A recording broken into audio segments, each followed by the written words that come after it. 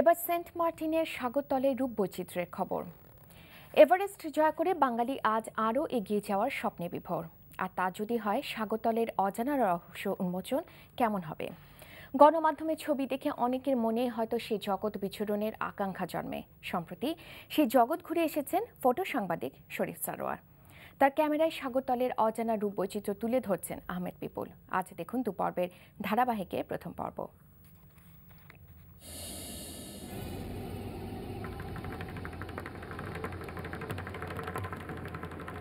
প্রয়োজনীয় সব প্রস্তুতি শেষ করে ফেব্রুয়ারির শেষ দিকে শরীফ নেমে পড়েন সেন্ট মার্টিনের সাগরতলে। একদিকে সাগরের অপার সৌন্দর্যের হাতছানি, অন্যদিকে কেমন যেন অজানা আতঙ্ক।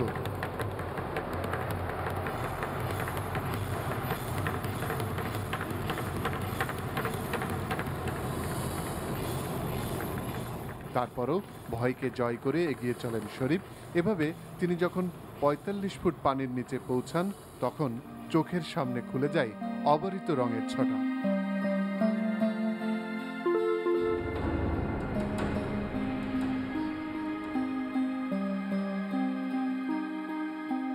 ওখানকার কোনো কিছু আমার জানা নাই, চেনা নাই, সম্পূর্ণ অপরিচিত একটা জগৎ। আর সমুদ্রের মধ্যে হাজার রকম ভয়ানক ব্যাপার স্যাপার থাকে, মাছ, প্রাণী, সাপ, হাঙ্গর, ক্ষতিকর অনেক কিছুই থাকে। কোনো আক্রমণের ভয় আপনি পাচ্ছেন? হ্যাঁ, ওই রকমই আক্রমণের ভয়।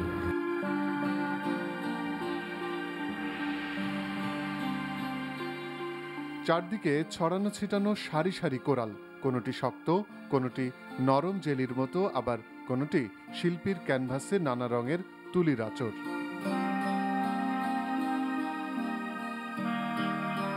চোদ্দ বছরের সাংবাদিকতা জীবনে সারা দেশে হাজারো ছবি তুলেছেন, কিন্তু কোরালের এই লাল, নীল, হলদে রং সেসব ছবিকে ছাপিয়ে গেছে।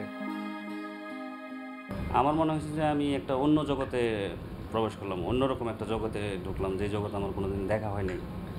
আর কল্পনা করি নাই যে সাগরের নিচে এরকম, আমাদের দেশে এরকম সুন্দর সুন্দর সুন্দর সব জিনিস আছে।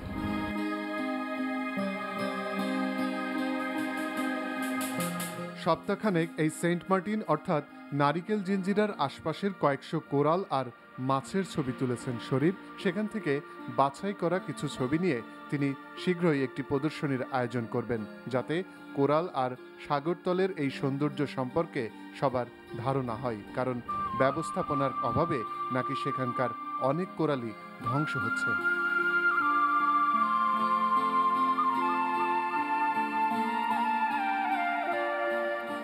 আর সবার জন্য আশার সংবাদ এই যে, সাগরতলের রূপ আর রহস্যময় জগৎ তুলে ধরতে শরীফ আবারও নামবেন বঙ্গোপসাগরে।